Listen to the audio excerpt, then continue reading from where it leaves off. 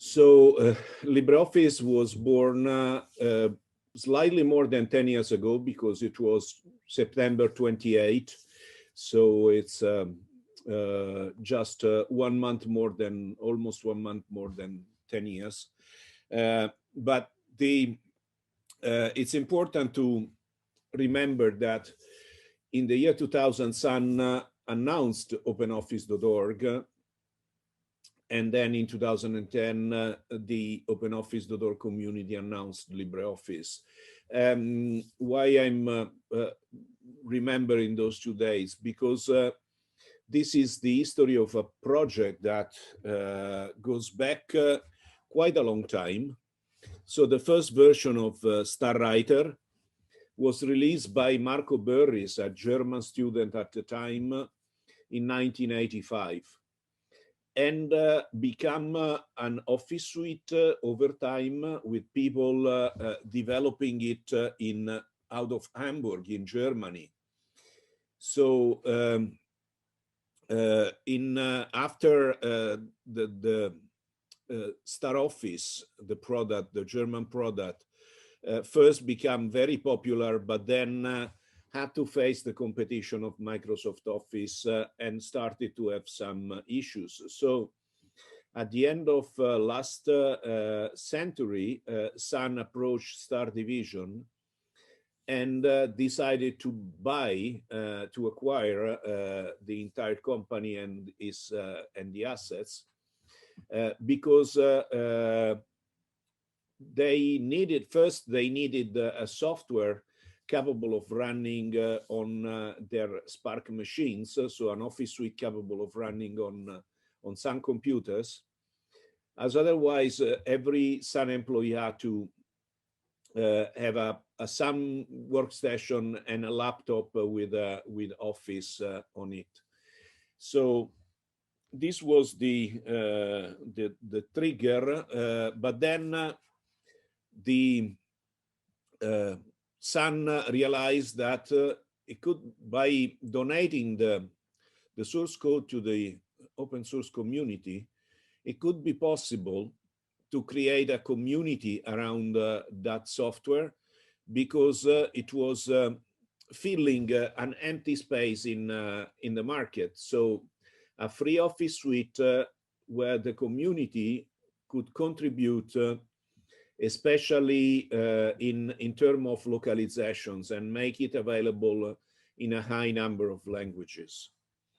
So over time, we in 2009, and here in this one, which is from Swedish research, it's easier to see the dates. In 2009, but it was finalized in 2010, Oracle acquired Sun, and it was clear since day one that OpenOffice was not a strategic software for Oracle.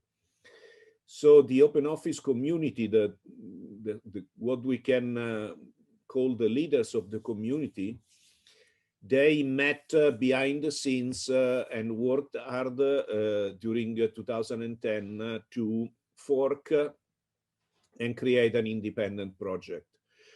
The fork happened on September 28, 2010. We chose the name LibreOffice for a number of reasons, including the fact that it was one of the few domains available in every geography without having to go and buy expensive names around. And we started the project. What happened is that in 2011, Oracle, we can say heavily sponsored by IBM, donated the OpenOffice code to Apache Software Foundation to create Apache OpenOffice. IBM didn't like the community to control the source code, so they basically wanted to fight LibreOffice, and they did it for 3 years. When it was clear that their project was not successful, they completely abandoned Apache OpenOffice. So Apache OpenOffice today is not developed actively as much as LibreOffice. What we did when we forked, we basically switched from the umbrella culture where Sun was inspiring, protecting, and in some cases blocking the community, to a mixing bowl where all the members of the community could contribute and not only contribute, but lead if based on meritocracy. This is the text of the announcement. And as you can see, the community of volunteers developing and promoting OpenOffice.org sets up an independent foundation to drive the further growth of the project. Basically, what we did, we realized that the innovation at OpenOffice was at serious risk because there was a risk of abandon, and what happened afterwards confirmed our ideas. And we took control of the code and we relaunched the innovation. We have developed the project over 10 years. LibreOffice is now available on different platforms, not always with the LibreOffice name, but always based on the LibreOffice technology, which is the engine behind all the different products. This is what happened the 6 months, what happens the 10 months before and the 10 months after the fork. The pie on the left is 10 months before. As you can see, you have 66% by the OpenOffice division and 16% by Sun. Then there was Novell contributing and other companies, but the over 80% was done by a single company, basically by a single company. After the fork, the situation was a lot more balanced. We managed to maintain this diversity over the years. Of course, there are times where the diversity is higher and times where the diversity is not as much as we would like it to be. But in any case, we have been attracting new developers on a regular basis since the day of the fork. And so we basically were able to announce LibreOffice 3.3 because we used the same numbering scheme of OpenOffice at FOSDEM 2011. So it was late January 2011. And when we announced, we also announced our roadmap that was time-based with 2 major releases every year, basically synchronized with the Linux distributions, because that is one of our reference market. It is true that the majority of our users are on Windows, but we provide LibreOffice to Linux distribution as they are downstream, and therefore we prefer to respect the schedule of Linux distribution because that was what was more important for us. In addition, we have monthly or bi-monthly bug fix releases. For instance, tomorrow we will announce 647, and which is will be the last minor release of the 6.4 family. So far, we have never missed a single major release.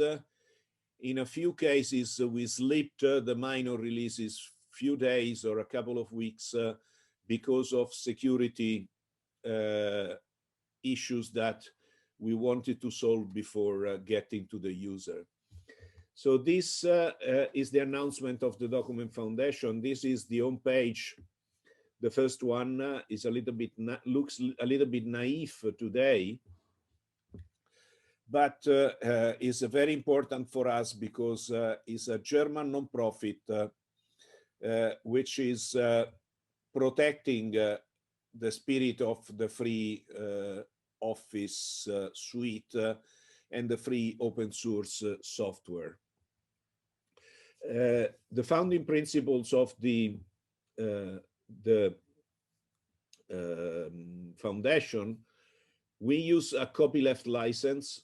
We started with LGPL and we added MPL. We don't have a contributor agreement. We are based on meritocracy.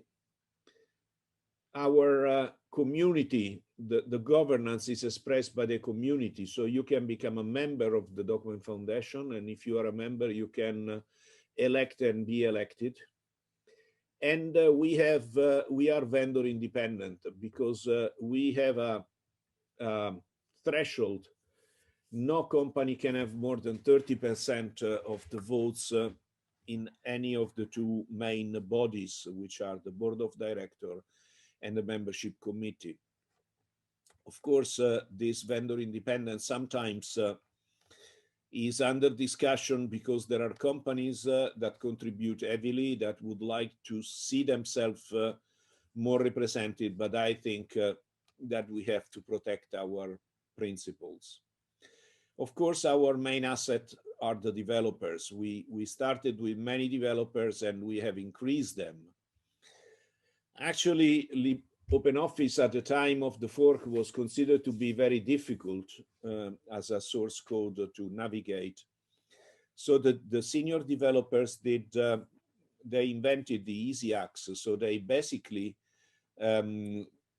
found small hacks that put together could get to a completely new feature or a code cleaning or code refactoring.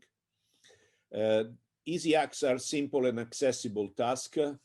They have allowed many developers to start working on the LibreOffice code. Of course, there was a huge mentoring effort by the senior developers. Here is Michael Mix, a well-known developers. It was at Novell before, then it was at SUSE, and now is at Collabora Productivity, mentoring a younger one. This is the number of developers, the progression of developers up to December 2012. As you can see, we had an impressive number coming on October 2010, around 80 new developers. This based, of course, on the enthusiasm of the announcement. But then we managed to have new developers basically every month up to today. We at a certain point we stopped counting them because it doesn't mean a lot to count them after 10 years. What is important is to see that there are commits on the source code. We developers also started to clean and refactor the code. So, for instance, there was a complete rewrite of the DMake build system. And now building LibreOffice is a lot easier than it was in the past. We added, and this, the chart goes up to 6.0. Again, when you have 30,000 unit tests, adding them is important, but of course it shows that we are adding them regularly. So sometimes we are not updating these charts just because now I think we have demonstrated that we are we can be trusted in terms of development. So there was a growth of unit test. There is a system for to test load crashes and import and export crashes. There are tested for automated testing. Here you see test on calc. Also, we translated German comments to English. As I said before, OpenOffice was born in Germany, and at first it was not supposed to become a global project. So developers were commenting the source code in German, which doesn't make it too user-friendly for people that are not speaking German and are used to source code commented in English. So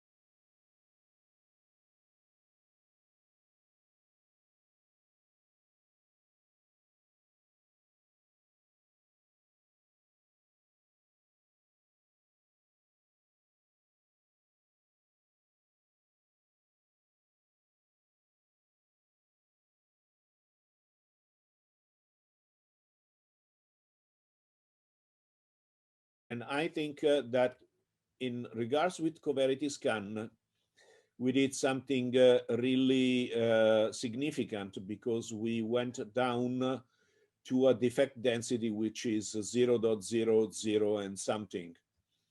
As you can see, we have on September 12, this is at the time, more or less at the time of 7.0.1 or 7.0.2, the source code, 6 million, over 6 million of lines of code analyzed, and one outstanding issue found by Coverity Scan.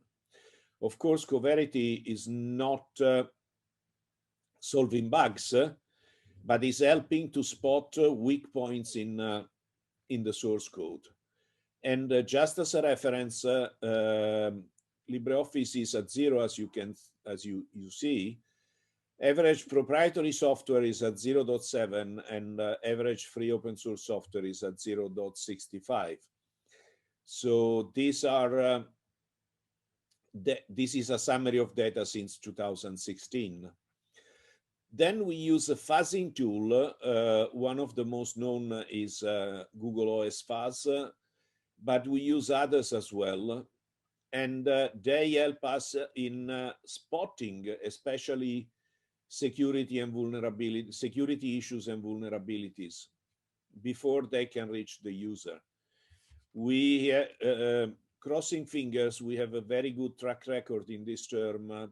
So far, we have been able to solve all vulnerabilities before they were released to the market. So within the grace period when the vulnerability is announced and when it is announced internally and then is announced to the public. In general, what we have achieved, we have reduced the footprint, but if we want to summarize, we have paid down a substantial technical debt. OpenOffice was a very good product.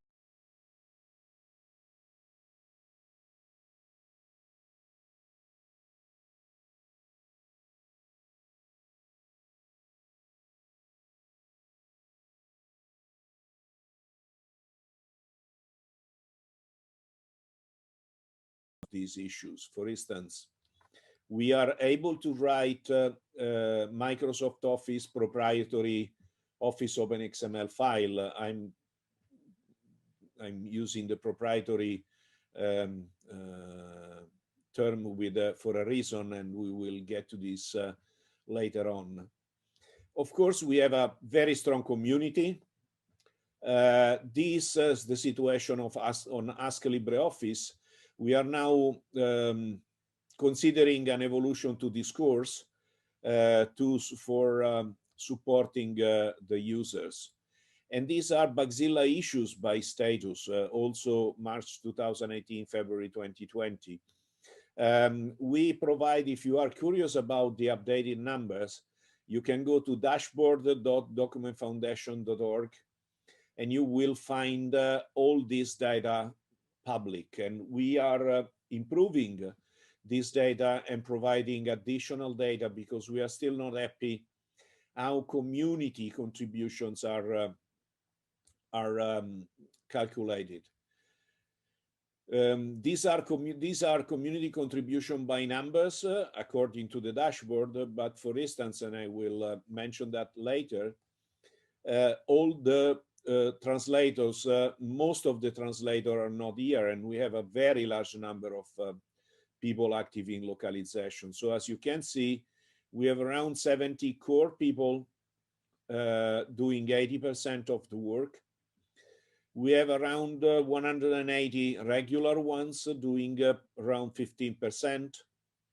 And then we have 700 people, more or less casual ones, doing 5%. Don't be fooled by numbers. That 5% of casual ones can be a security patch, which is provided on demand, basically, because we have people that is not actively developing LibreOffice, but is helping us in solving security issues. And this is the geography of the LibreOffice community. Dark green is where we have members. Light green is where we have the community, but we don't have members. It's important, as you, of course, as we realize, Africa is the area where we are less represented. We are making some efforts there to attract more people and to get in touch with more people. Unfortunately, the current situation with the pandemics is not helping us. And we were supposed to be, I was supposed to be with you face to face today, but of course this is now impossible. So I hope next year, or if it's not next year, in 2 years, to be with you and have a beer together and chat and discuss face to face. As I was saying, we have a huge native language community with localization teams. We have 145 active languages and 119 shipping languages.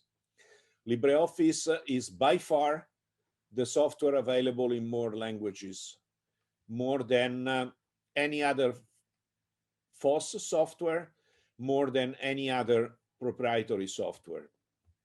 We wanted this to be recognized by Guinness World Record, but they told us that this is a niche achievement. Probably they ignored the fact that in the world that there are around 160 languages, and we are the only software that is able to reach most of the people in the world and provide to most of the people in the world the software with a user interface, and in many cases a dictionary in their native language, which is extremely important.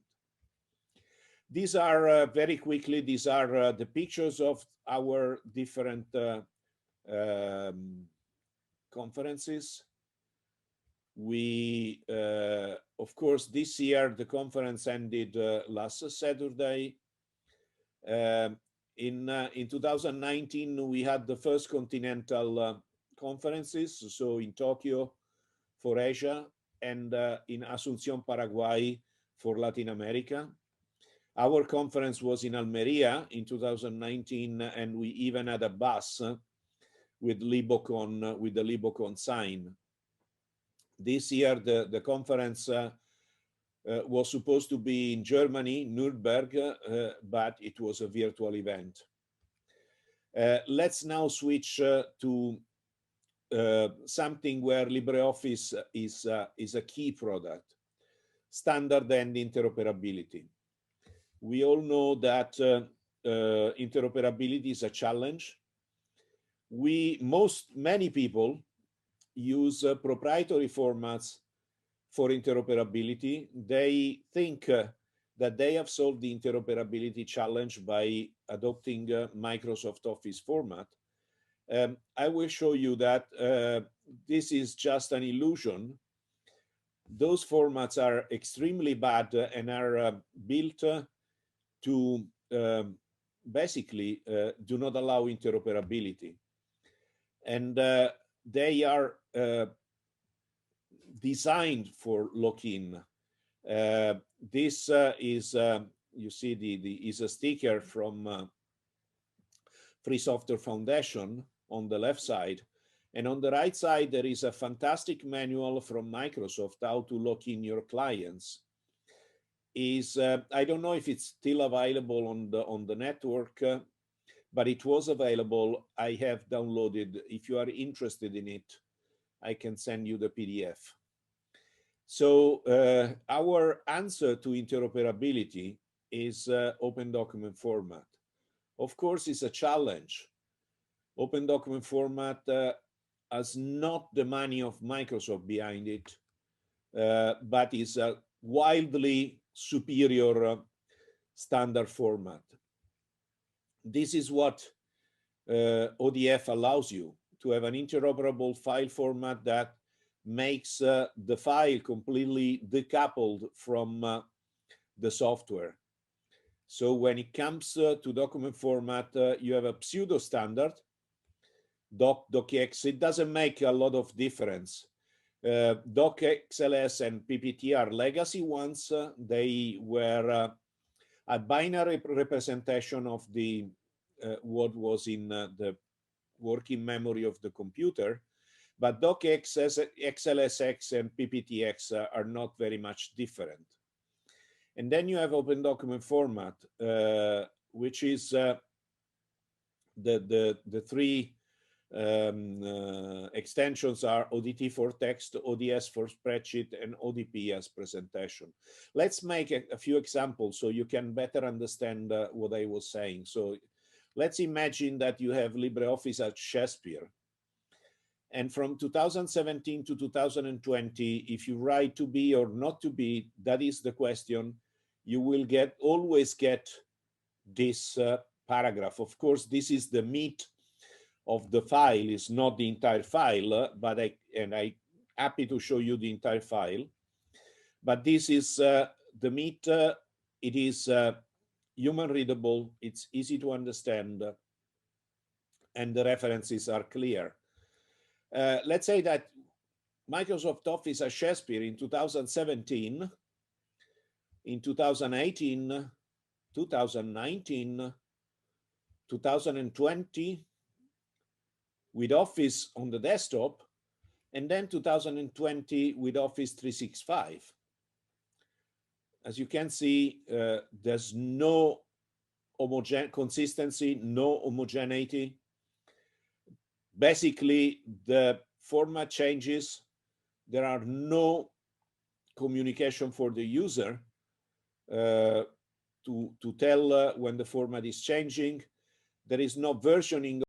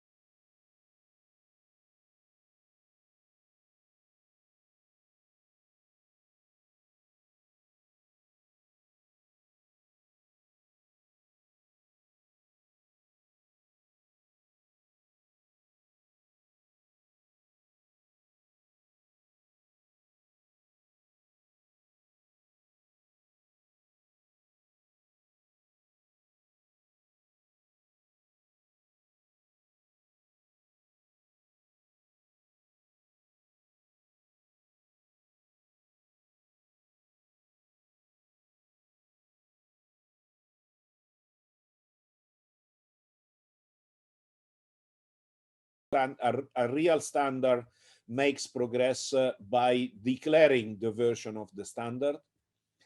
A SKIA graphic engine and GPU acceleration, and this is an ongoing effort of improved Microsoft Office compatibility. We have also aligned to the last version of files. We cannot declare the version we are aligned because we don't know which version we are aligned to. We know that these formats are produced by the last version of Microsoft Office.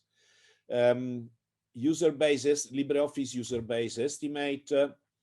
We estimate to have around 200 million users, more or less 100 are unique users. Another 100 million are using also another Office suite, can be of any kind. So online, a proprietary, another free Office suite. This is based on the fact that LibreOffice has basically 100% of desktop Linux, 10% of desktop Windows users, and 10% of desktop macOS users. But as there are some duplication, we decrease the number by 20% to the 200 million users I was telling you before. What we are working at, educating the enterprises about getting professional support for LibreOffice. It's amazing that most enterprises using LibreOffice are not giving back anything. I would say 95% of the donation that keep the project, that maintain the project, are from individuals. So we should educate the enterprises about giving back. They can buy an LTS version. They can pay developers to solve bugs. They can pay developers to develop new features. There are many different ways. We are accelerating our investment on the certification program. We already have a certification program. There are around 50 developers and 20 to 30 people certified for migrations and trainings. Because being certified allows people to enrich their CV and potentially make money with LibreOffice. And of course, educate people to help migration from Microsoft Office to LibreOffice based on professional support. We have published a migration protocol and a training protocol. They are available for everyone on our website, and they are reference document for everyone. So this was my last slide. Thank you so much for listening. I will stop sharing so that you can see my face. I mean, you are not going to, this is not a big, seeing my face is not a big advantage, but at least, I mean, you know who you are speaking to or you are talking to.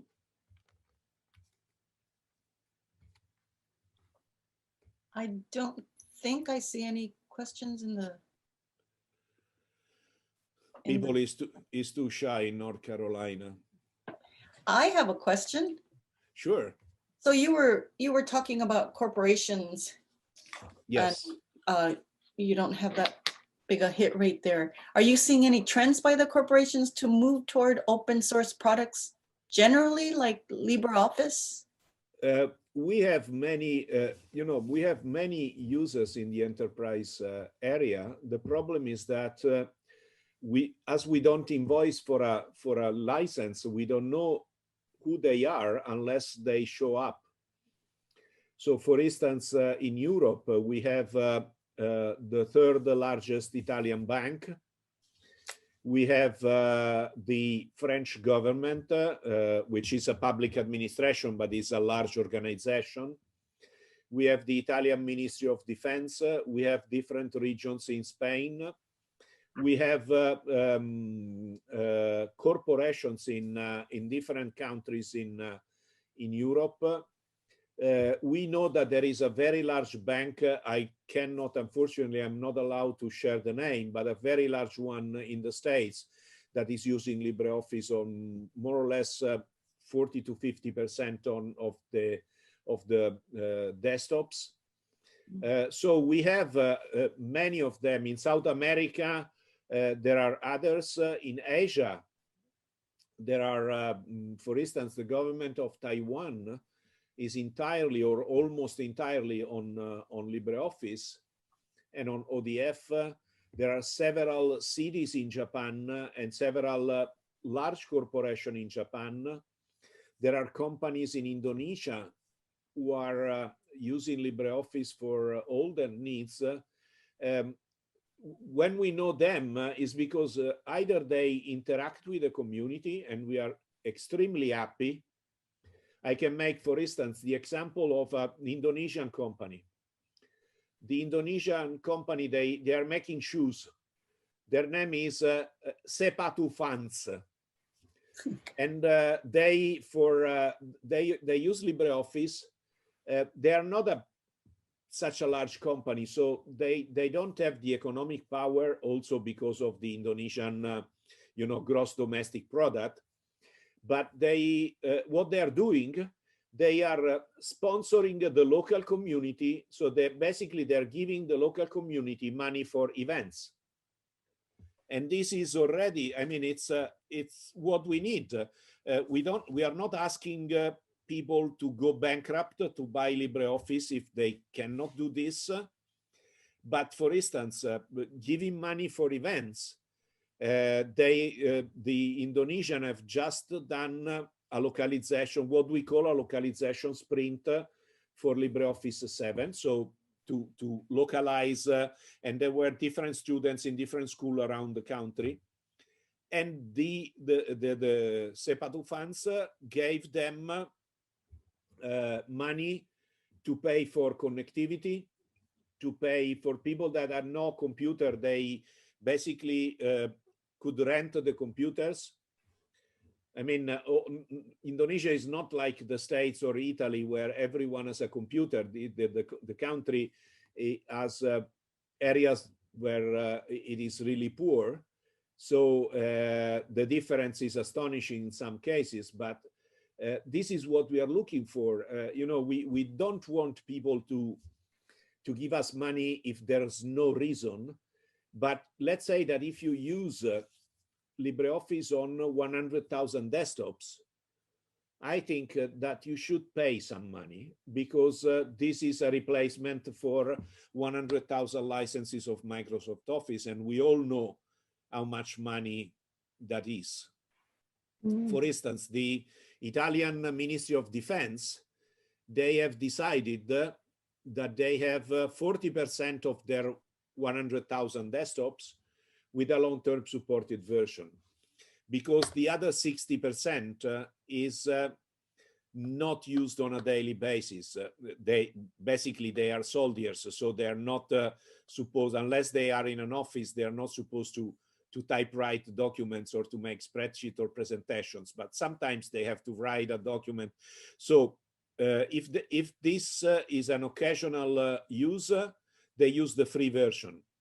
If it is a full-time use, they have a paid version supported, and this is a fair balance.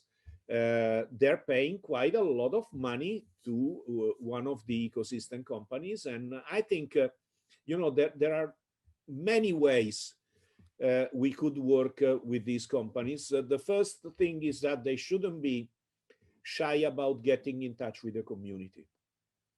As you can see, we are normal people. Maybe we need glasses to look when we are older to read, but this is something that happens to everyone. What do you think, Italo, will drive people in the direction of maybe contributing, even, let's say, maybe contribute a developer to help out? Or? We have seen a big increase of interest with the pandemic. For instance, the number of we had around between 25 and 40% more downloads on a month by month. If you think about work from home, of course, there were people that had to stay at home almost on a very short notice, so not able to go and buy a product and so they had a computer at home. Basically, they downloaded LibreOffice. They could attend this. In some countries, we are working with the Ministry of Education for this. It's that I think we are seeing the interest is growing. Of course, we all know that the culture of free open source software is not as widespread because basically we don't invest in communication as much as the proprietary companies invest. And in some cases, even if we invest, we are not as good as they are in terms of professional capabilities. So I think there is an opportunity, but we should really work more together. And I'm really grateful to people like you that you are accepting our talks, because it's important then we reach more people. We explain that there's nothing to be scared about getting in touch with us and doing something for the benefit of the community. We have many people in the States contributing. There is a professor in, I think he's in Pennsylvania somewhere, who is writing manuals for US professors, manuals of LibreOffice according to the, let's call, agreed habits in the United States. It may be different from what we know in Europe or in other continents. So it's that there is a huge ground to contribute. And thank you. I have one final question to close. Do you have any plans for like a community events or a, I don't know if it's called a hackathon, where a lot of people come together, maybe give exposure? We do them regularly in Europe, Asia, and South America. We find it difficult to do them in the States. I have to be really, because first, you're quite a large country in general, and it's not so easy to organize that. But in the past, I remember we talked with Todd to organize something, but then we have limited bandwidth in terms of manpower. So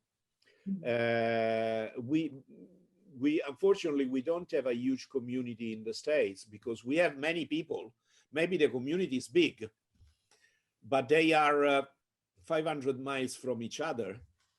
So it's not easy to, while with 500 miles, I get to Palermo in Italy. So, it's a completely different story.